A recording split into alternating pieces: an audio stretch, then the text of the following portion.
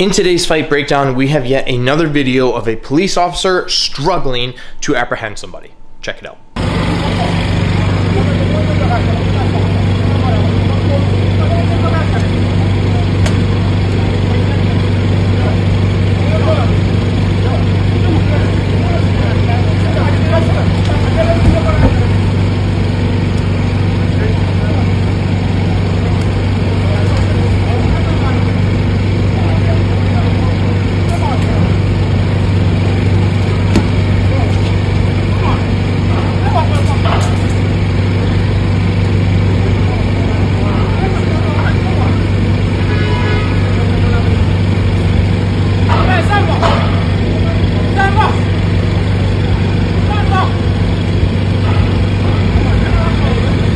Now, people have been asking me for a while now to do some videos that demonstrate takedowns that can be utilized by law enforcement. And I'm going to do that. I'm going to show you some takedowns that officers can use and should use when they have somebody pinned up against a hard surface. And mind you, a hard surface could be a wall, could be a window, a storefront, a car. It doesn't matter. They have somebody pinned up against a hard surface, and for whatever reason, they want to get them down to the ground safely so that they can control them and ultimately they can cuff and apprehend them. Now, just to clarify ahead of time, there are countless different takedowns that we can utilize on the wall when you have somebody pinned, whether it's a wall, a car, a cage, you name it.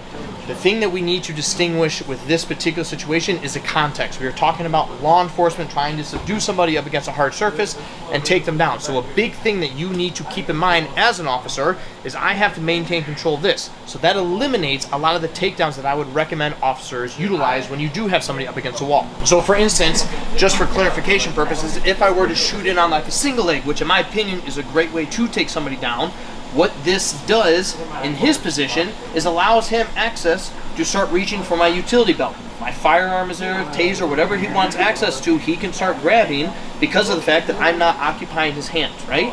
If I were to shoot for a double leg, and maybe he stuffs that takedown, again, I'm leaving myself exposed where he can start accessing my weapon. So again, we need to understand the context for the takedowns that I'm about to show you. Now, I'm just gonna touch upon the one that we kind of see at the beginning here where he's got the leg kind of wrapped around like this. I don't always recommend this one for law enforcement because of the fact that you are going to bang your knee on the ground. However, it still is a viable takedown. You can still use it, just understand the risks for it. Now, the benefit of this takedown is that my hands don't always necessarily matter what I'm grabbing at that point. We'll talk about the hands in a second because you should have a decent hand placement, but if we just ended up on the wall and I managed to scoop the foot, the thing that this officer wasn't really doing was pulling the leg out. He had the leg trapped. What I want to do is start pulling this hip away from the wall. So if you are doing this takedown, my heel goes behind his heel. I'm going to start pulling that leg back and up, almost off the ground like this. I want to drive my hip into his hip, pinch my legs a little bit, and then I'm going to cut the angle. And I'm going to drop him down to this hip and bring him straight down to the ground, where at this point I can start sinking in. I can figure forward my feet if I need to. I can also look to pass, where we start kind of securing a more dominant position, and you do what you need to do from there. Again, I don't always recommend that takedown because of the fact that to go down, your knee is going to bang. It's nice to do in sport when we got nice mats. Out on the concrete, it's a little bit less forgiving.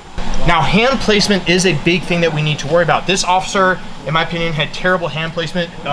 More specifically, this upper hand was going for like an overhook here. If this guy had any grappling experience, two things could have happened. One, he could have shrugged his arm off and completely looked to take my back, which at that point, now he has access to my weapons. He could look to take me down from there, but I'm just in the bad position altogether. The other thing is that if I do have this and I am trying to pressure in with him, because again of this underhook, he's able to start utilizing takedowns of his own. He can go for body locks, he can start ripping me backwards, he can actually reverse rolls and put me up against the wall, where now I have to fight with my back against the wall, and again, it just doesn't put me into a good position overall. So hand placement is going to be a big thing to do before we even get into any of the takedowns. So when you end up in this position, which we saw from the officer, right? I want to immediately start looking to get to an underhook. And more specifically, when I get to this underhook, I like to kind of pitch this arm up a little bit because it prevents him from being able to shoot this arm down into a whizzer. If we are same size, or even if this guy was bigger, if my arm is down here and he cranks down on this whizzer, again, it's going to be something that I have to deal with. So the more that I'm able to keep this arm up, the harder it's going to be for him to be able to smack that hand down. Now, on the other side of things, I need to make sure that I am controlling this arm as much as possible, because as we talked about, if I'm focused on doing something else, or if I'm focused on grabbing here, I am leaving my firearm exposed, assuming that you are right-handed. The same thing would be if it's on the left side. I don't want him access to grabbing that firearm. So I want to make sure that I'm controlling his arm up to some extent. Now you can also go from an underhook here to like a split seatbelt grip. This is another good position. If I'm able to lock onto that arm, now I have a free hand that I can do what I need to. I can access my weapon if I need to, but it also gives you a little bit more options if you are able to tie something up like that. Nonetheless though, once you do get to a better control position, now we can actually start working some decent takedowns. So the first one that I like to utilize if we are able to get a body lock is actually stepping back behind him. So I know we have the split hip here, which we'll talk some takedowns here in a minute, but if I can get to this body lock position, let's just say for example that you don't have control of his hand, then I'm going to work behind him altogether, because now I'm preventing him from being able to grab my firearm altogether. It makes it real hard for him to reach, but because I'm in a body lock position, I can literally just pull him straight back off the wall and drag his hips all the way down to the ground. If it was kind of like at the beginning where he was kind of split like this on the outside, I would still switch this to a body lock. I would want to make sure that I control this arm again just to protect my firearm, but I can do the same thing where I literally just kind of pull back and I start bringing this hip down as I pressure back into him, and it allows me to at least stay on top control, keep him in a controlled spot. Because the other thing with these takedowns, when we're teaching law enforcement specifically, I don't want to lose control of this person when we hit the ground. I need to maintain control so we can get to a cuffing position from there. The other option that I recommend from at least this position is like the tabletop idea. So it's the idea that I'm going to push his leg forward, bring my other hip behind. If my head's on the outside, that's fine. I'm going to pull him straight down over my knee, pressure back in a little bit. If my head happened to be on the inside, right? So if my head was here, I can still do the same thing where I switch my knee, but now I can use this head pressure to drive into him a little bit and pull him down, same idea, pressure right back in. Now, if we go back to the split hip idea here, right? I got a nice deep overhook here, or underhook here. I'm controlling the arm on this side. I'm going to switch down to either the knee or the ankle. It's okay to let go of this arm once we start going for the takedowns, but I at least need to maintain control until we initiate those. Once I'm ready, this arm's gonna pressure. And again, as I start pressuring, I get his ears off his hips. I go from the knee or the ankle, pick it up, drive him forward. Again, we knee cut through, pull up on the arm, and we get right back into a control point where we need to start, again, just dominating the position. The last one I like to teach from this area specifically, if I don't want to let go of this arm, is just using my feet to essentially do the same thing. So again, I'm going to split the hip. This keeps him from being able to turn either which way. For those that aren't familiar with this, this also makes it difficult for him to be able to just trade position and put me up against the wall, right? But what I'm going to do at this point is if his leg is close, I'm going to kind of scoot his leg back. I'm going to work my hip to split the gap even more. And now my foot's going to go behind this ankle. As I pressure with this upper hand, I'm going to pull this foot out. Again, do the same thing where I start driving forward, get him to come all the way down. Right away we start knee cutting. Now the benefit of utilizing like hard surfaces when we do hit those takedowns is once we pass, I can right away work to a knee on belly. If he's closer to the wall, I can actually drive into him a little bit. Now I can get full control. I've got him pinned up against the wall, so I can use that to my advantage while still maintaining the dominant position. So just to kind of give you an overall summary, as much as there are some great takedowns, right? I can change levels. I can pick them up, drive them straight down. We can hit single legs.